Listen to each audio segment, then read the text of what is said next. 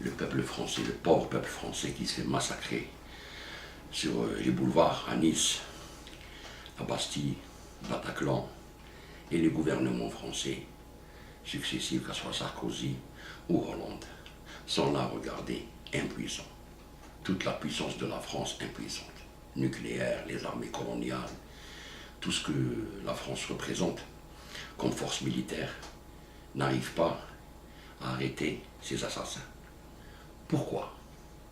Pourquoi vous en êtes arrivé là, à ce stade-là? Ok. Donc, après les attentats de Nice, je vais vous donner une information capitale que vous devez savoir, vous, le peuple français. Ok. Donc, vous avez failli dans la sécurité pour assurer la sécurité de votre pays et de vos concitoyens. Ils sont en train de se faire massacrer dans les rues. Incroyable, un camion qui frappe, 80 morts, ils écrasent tout le monde sur 2 kilomètres. Personne n'intervient jusqu'à ce qu'ils tuent tout ce monde-là et blessent physiquement et psychiquement tous les Français. Donc, pour vous expliquer et vous donner une information capitale, pour vous prouver que ces terroristes-là, qui sont revenus, qui sont là déjà chez vous, en France, installés, ces gens-là ont été inspirés par une pseudo-révolution en Syrie, la liberté, la démocratie, au nom de l'islam, bien sûr, wahhabites, qui ont détruit la Syrie avec l'apport français, occidental en général.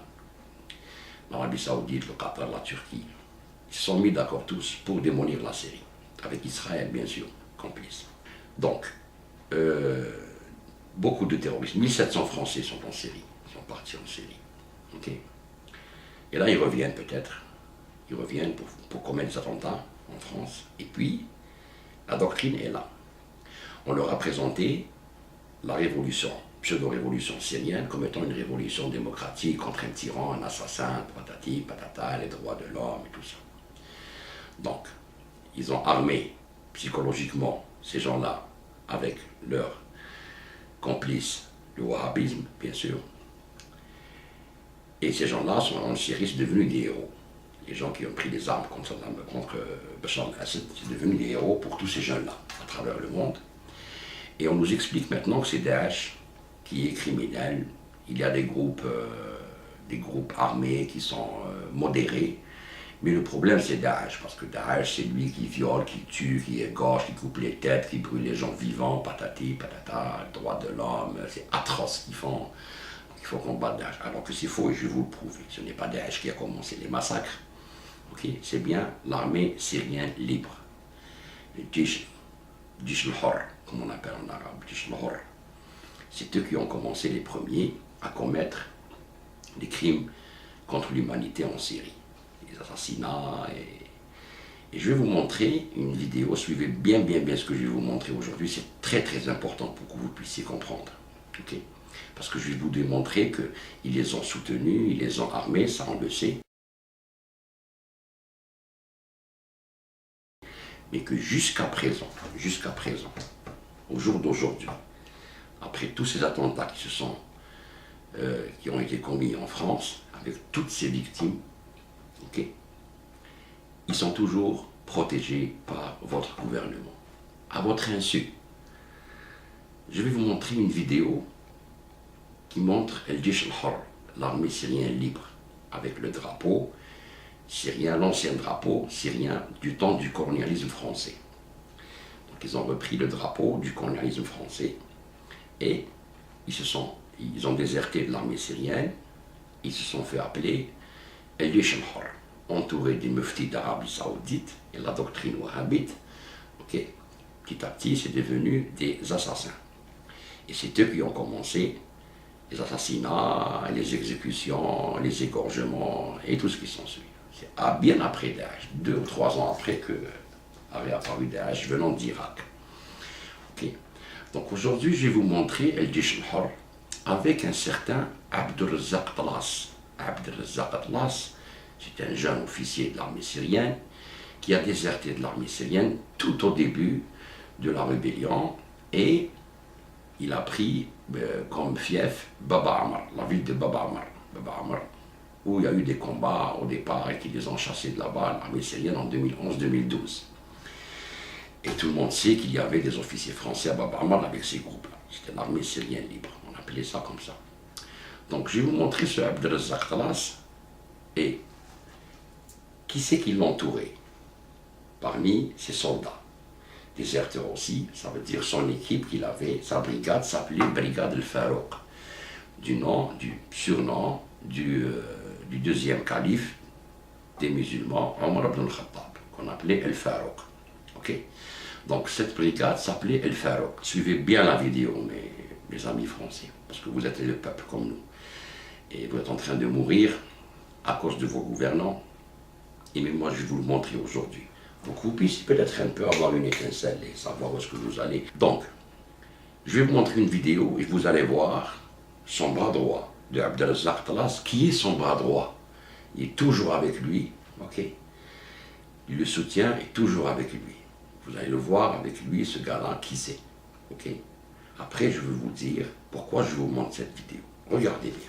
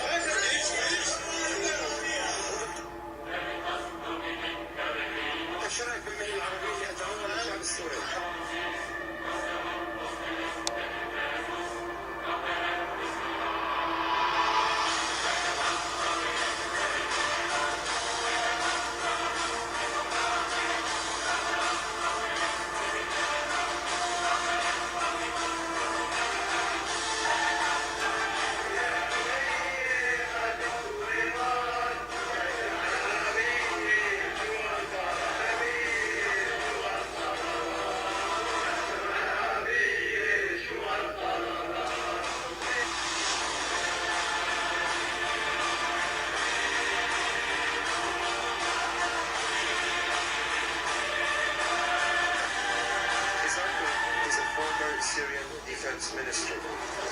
The former Syrian Defense Minister.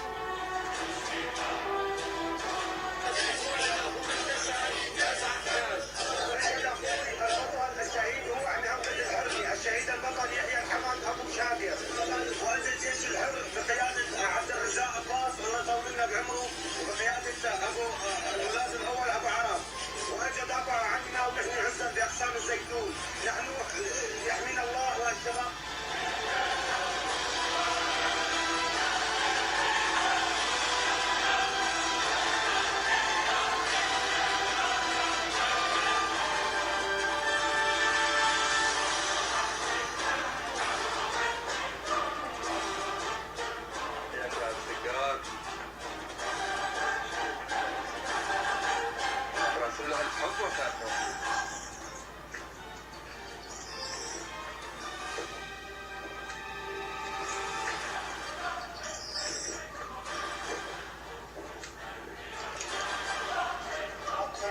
سوف نأكل من قلوبكم ومن قبوركم يا جنود بشار الكلب. تكبير الله أكبر يا أبطال بابا عمر وطالع قلوبهم لأكلها.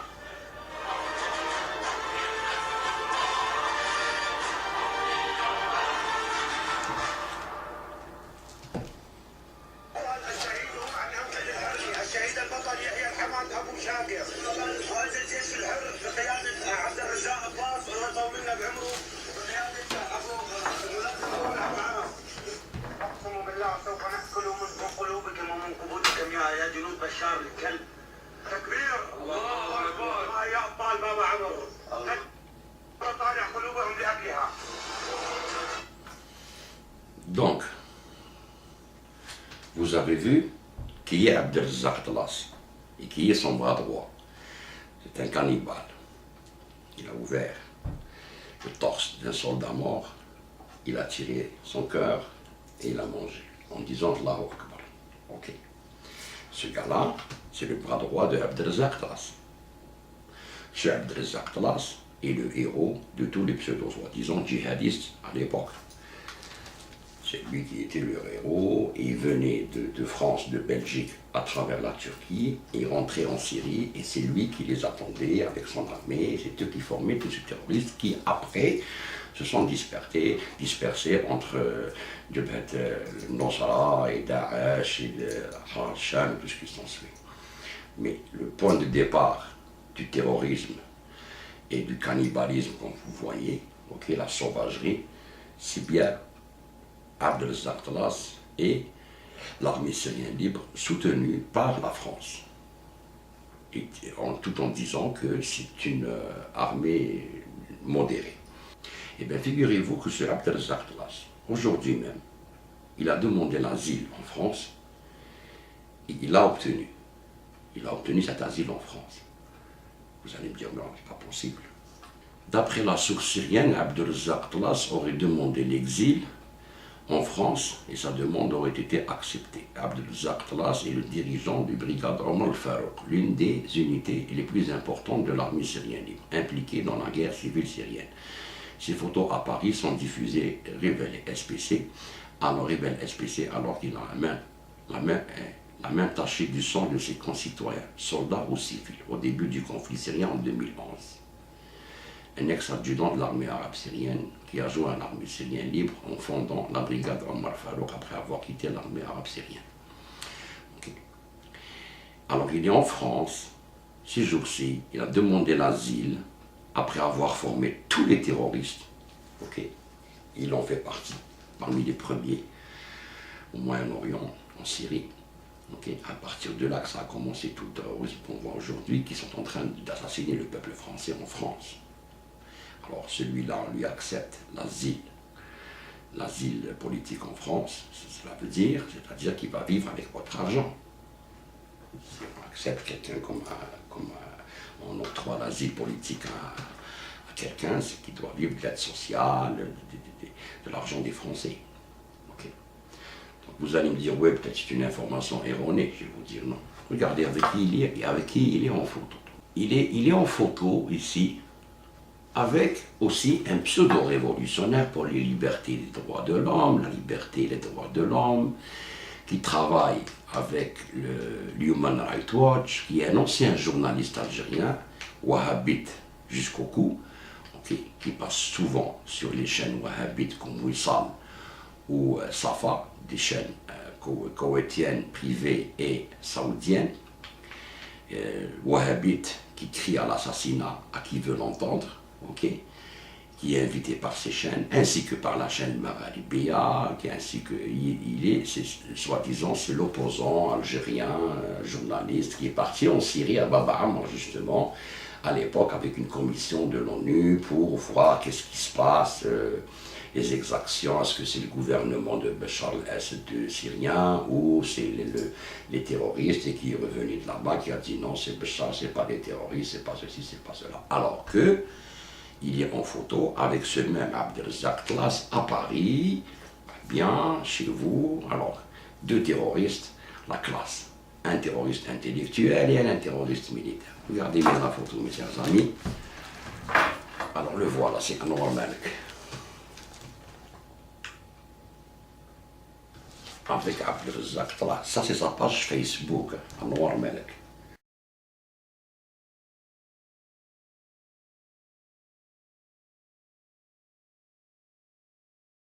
Un sanguinaire terroriste qui a inspiré tous les terroristes qui sont en train d'assassiner les Français en France, sous le regard des pouvoirs français, ok, à Paris, ok.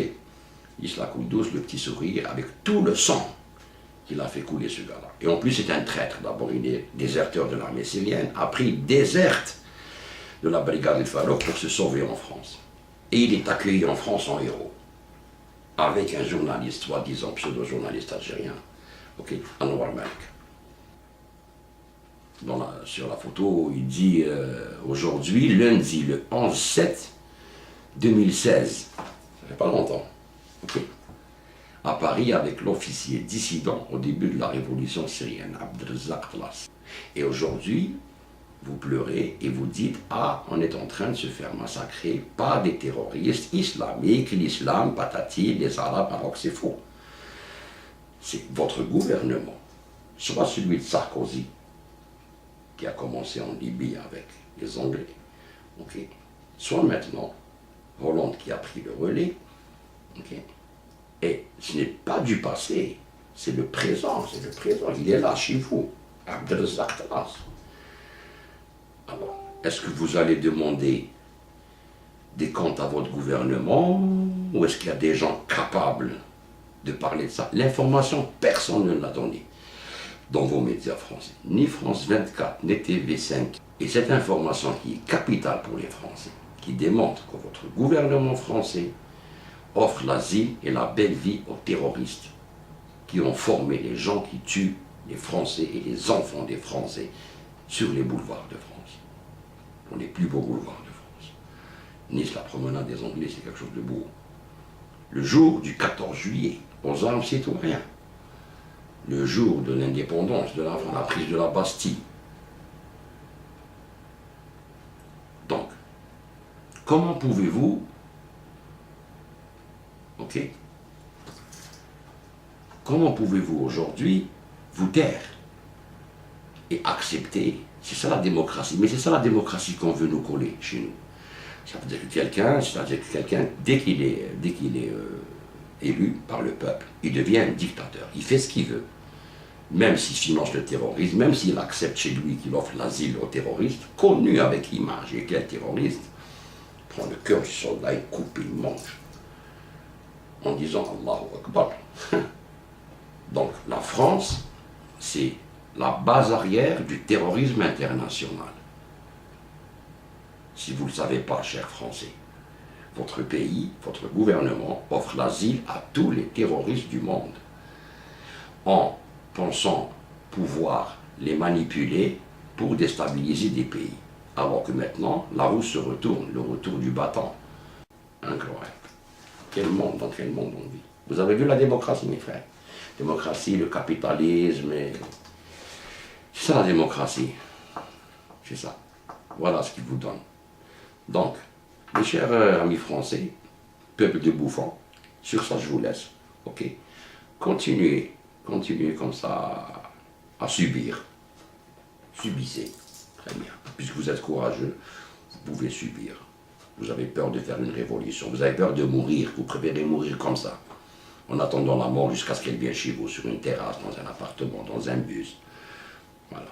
Si vous avez peur de la mort, eh bien, restez comme ça. Ne faites rien contre votre gouvernement. Et voilà. Mes condoléances aux victimes. Qu'est-ce que vous voulez que je vous dise? Les pauvres.